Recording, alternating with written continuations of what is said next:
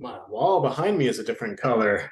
Yo, dudes, Lauren here. It's been a while since I've been on YouTube. I started to do fantasy football drafts, and then I wound up coming down with a bad cold, and that took me out of it for a while. But I'm back healthier than ever, just in time for the NFL season to start.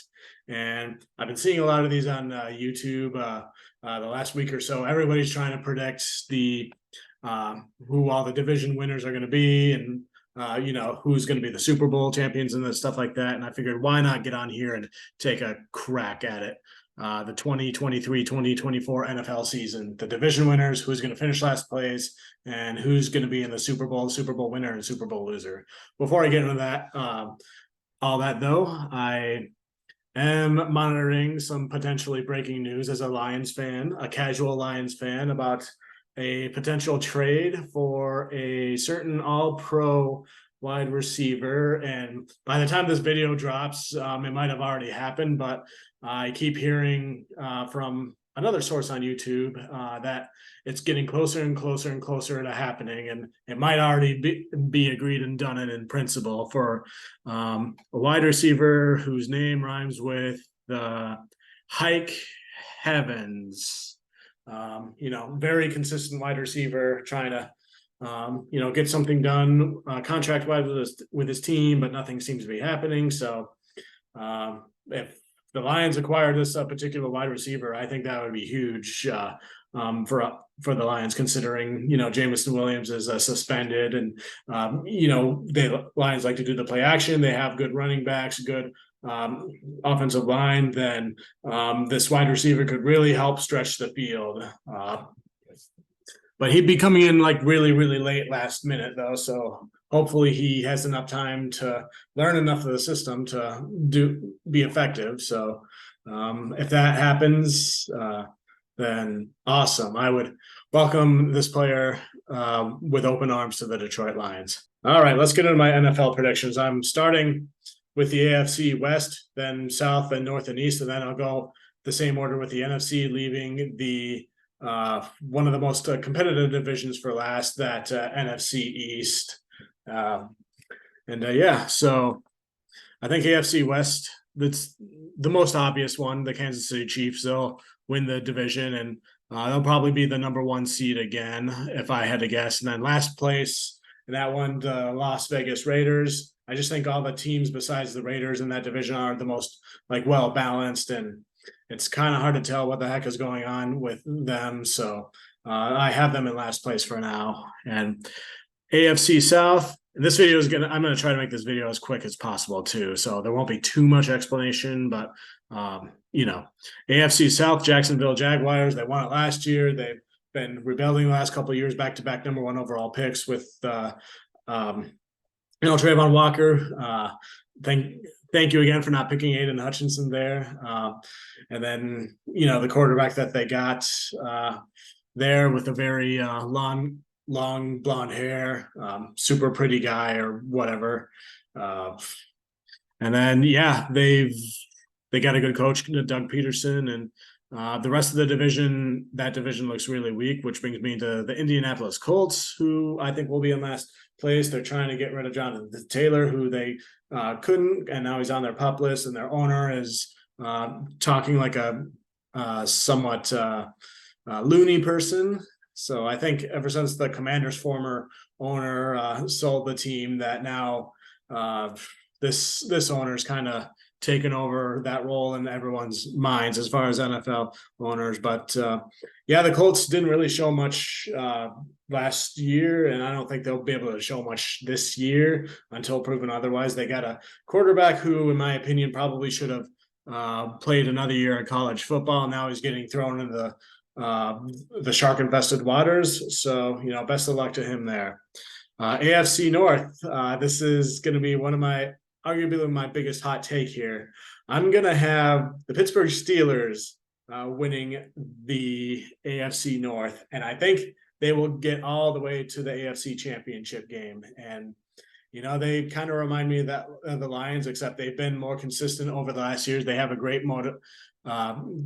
head coach, one of the best in the game, and Last season, their best defensive player, Watt, was injured for a significant amount of time, and the running back, Najee Harris, had a slow start. But I think with what they've been able to do in the draft, they drafted a lot of players I thought the Lions might draft, by the way, too. I think they're going to be having one of those good all-around teams that's going to really do some damage in the same way everybody thinks the Lions are going to do the same type of damage. You know, Kenny Pickett's in his sophomore year. George Pickens will probably have a big year. And, you know, and I think they have an all around good team there. There's not very many holes on that team. So, and I think I've been looking for a team to kind of have a second favorite team to kind of pay attention to when I'm not paying attention to Lions, you know, just to catch a break. So it's not overkill for me, as opposed to watching the rest of the NFC North teams, because I think it's important to pay attention to your whole division. And I did a lot of that last year with, you know, teams like the Packers and whatnot. But I'm going to try to pay attention to all the NFC North teams. But I think my second favorite team that's in the opposite conference of the Lions, I think it's got to be the Pittsburgh Steelers. And like I said, they kind of remind me a lot of the Lions, and they've had a good fan base, good culture, tradition for their team. And yeah, and then last place in that one, probably the Cleveland Browns. I think that whole AFC North is going to be competitive. I don't take lightly the fact that I didn't have the Bengals winning that again. And Baltimore is also really all around well-rounded. The Cleveland Browns, I feel like, are the least well-rounded. Like with them, we hear about they have the best running back in the league, the best offensive line in the league, which is, you know, really, really great. But, you know, those are the first like couple steps or so. But if that's pretty much all you have, and it seems like that's all you have, then, you know, you got to have more, like with defense. Like nobody's talking about what they have on defense, what their assets are there. So, and, you know, the quarterback that got in a lot of trouble a few years ago is going to be back for a full season now. So we'll see what damage he's able to do with them. But for now, I have them in last place in that division. AFC East, this is another hot take of mine. I have the Miami Dolphins winning the division.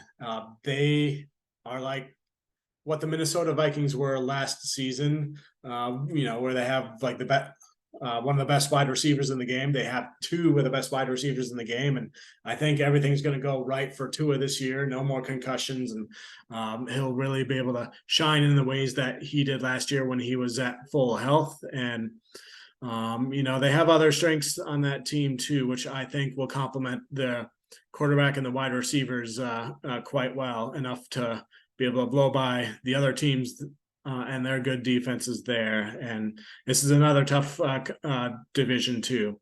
And for now, I have New England Patriots finishing last place in the division. I just think the other two teams are Buffalo and the Jets are, I'll get to them in a minute, but New England is, you know, they didn't have the best offense, and I think they have holes in offensive line. And Mac Jones, I think, will probably be average at best. But they do have a really great defense. It's just, you know, the other teams I think are just better than they are. But they have a lot going for them. But in this competitive division, I think they'll be in last place. And then wild cards out of the AFC, I have the Buffalo Bills, who I still think will be good, just not winning the division good. Same thing with the Cincinnati Bengals. I think this is the team I meant to I should have compared Miami to, where like they don't have the best offensive line, but they have a good wide receiving core and a good quarterback to really make up for it and do well. But Cincinnati will be a factor in the playoffs. Again, they'll make it. And then the New York Jets, you have a great defense, and then you have good linemen, good running backs, and you bring in Aaron Rodgers and his guys to help contribute. So those are the three wildcard teams: Buffalo, Cincinnati, and the Jets. Moving on to the NFC now. The NFC West, I have the San Francisco 49ers winning this division. And I, you know, don't see much change this year from last year. Hopefully their quarterbacks, Brock Purdy, can stay healthy and really contribute there when they need to. And I think that will be the case. And then Arizona will be the last place team. Let's face it, they are a dumpster fire right now. Their new head coach is very quotable in a dorky way. Now, Dan Campbell is quotable, but he is in a meathead and alpha male type of way, and I'd take that any day of the week over Mr. Buckle Up and did you drive the bus here person. NFC South, this is another hot take. I have Atlanta winning the division. And originally, I thought this division could be wide open. I thought maybe the Saints, but I did more research on Atlanta because I know they've been drafting, pass catching targets, big bodies. And they got Drake London, they got Kyle Pitts, they got Bijan Robinson now. And I thought they wouldn't succeed because they didn't have an offensive line to help protect the quarterback to get them the ball. But then I looked into it and on PFF, and apparently Atlanta has the best rushing offensive line for blocking for rushing. So that changed my mind and really factored into that. So I think that's the exact type of thing that Arthur Smith wants to do with the way that he likes to coach. And I think that will probably put them over the top of the Saints, who are another big threat, but their offensive line and defensive lines, based on what I've read, are still need a lot of work. And we'll see. But and that would make it that much more sweeter when I go to the Detroit Lions game against Atlanta and the Lions beat Atlanta and then they win the division anyway. But I originally went to that game because I thought Atlanta was the worse team than Seattle. And I was going back and forth between those two teams and I decided Atlanta at the time. But anyways, worst team in the NFC South, Tampa Bay. Bucks, I think it's no secret that they're rebuilding. Tom Brady retired. Baker Mayfield's going to try to take over. And then there's that stuff going on with their wide receivers who are going to looking for a bigger deal. And if not, they might be out sooner than later. Got rid of some of the other players. And, I think they'll be the least competitive team in that conference, maybe even in the entire NFC and the entire NFL. They might just be the worst team. They might be one of those front runners there and trying to tank for Caleb Williams or whatever, or Drake May, but we'll see. NFC North, I've said this in a previous video already, and you guys probably know my bias with this, but I think there's a lot of stuff to back it up here around this time. The Detroit Lions are taking this division. They'll be the number 2 seed, and they'll score. They'll have the highest scoring offense in the NFL. They'll rank number 1 in a lot of the categories, I think. And Green Bay and Minnesota, I think they'll probably be around that 8, 9, 9, and 8 average. And one of them might get into the playoffs and might have above average, but I think the other wild card teams will have better records. And no other NFC North team will make it in the division, but it's a question mark about whether Jordan Love is going to be good and whether Joe Barry's a good enough defensive coordinator to be able to handle his talent on the Packers properly. And Minnesota, they're in cap hell, and it seems like their team revolves around 1 or 2 or 3 players, and they had the worst defense last year. So they're another question mark, but the Chicago Bears are the last place team there. They'll get more wins. They're still rebuilding. They're trying to get more help for Justin Fields and trying to rebuild their front 7, but they'll improve, but I don't think they'll be as good as any other teams there. And then finally, the NFC East, the Philadelphia Eagles. I see no reason why they won't be as good as they will be last year. They lost their offensive coordinator and defensive coordinator, but I still think they have a lot of talent, even more so talent, a lot of Georgia Bulldog alumni there. And, DeAndre Swift is there as one of their running backs. And if he's healthy and he's not running on the Ford Field turf that used to be there, then I think he could stay consistently healthy and have a breakout year that we've always thought that he would have. And Washington Commanders, I have last place in that division. They're the only team in that division that's not making the playoffs. This is pretty much almost exactly like last season with the NFC, how things played out, and I'm going to stick to it that way. But that being said, I do think the Commanders quarterback Sam Howell is going to be the breakout quarterback this year, and I've always been high on Sam Howell, and I don't see that since he's starting, he's got good targets like Jahan Dotson and was it Scary Terry or something like that, and yeah, I think they'll be impressive in that way. So Washington last. And then wild cards, I have the Dallas Cowboys, the Seattle Seahawks, and the New York Giants. Dallas, they are they got arguably the best defensive player in the league. They have a good cornerback, a quarterback who I think is going to start to feel the pressure to succeed. And if he doesn't, then they have someone new right below him that they acquired in a trade, and Trey Lance.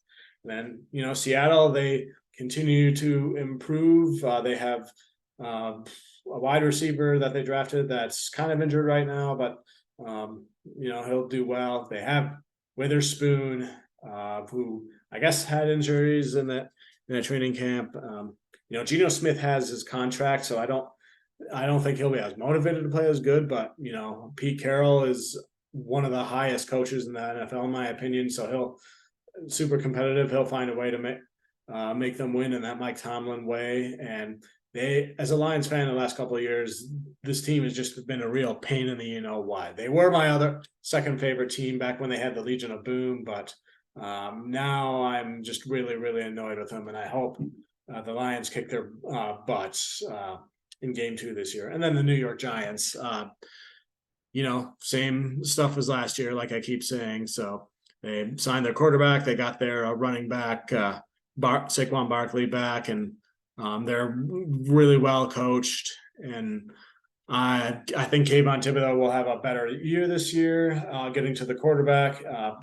Saw that one game against the Commanders where he just did a whole bunch of stuff, including like a strip fumble recovery touchdown. And I think, sophomore year, he'll break out along with all the other sophomore edge rushers like Aiden Hutchinson. So, and then as far as my Super Bowl predictions go, I'm having the Chiefs go over the Steelers in the AFC Championship game. And then I think this year it'll be the 49ers over the Eagles, and they'll make it to the Super Bowl. And I think the 49ers will defeat the Chiefs in the Super Bowl. So my Super Bowl winning pick is the San Francisco 49ers. And as I said in my previous video, I had the Lions losing to the 49ers in the divisional round, which is like round 2 for us casual fans. And if you're going to lose in the playoffs, you might as well lose to the Super Bowl the eventual Super Bowl champions. So that's my thoughts and opinions for right now. Feel free to let me know if you agree or disagree. Continue to watch the potential breaking news that I talked about at the beginning of this video with the trade for the wide receiver. And until the next one, go Lions, one pride.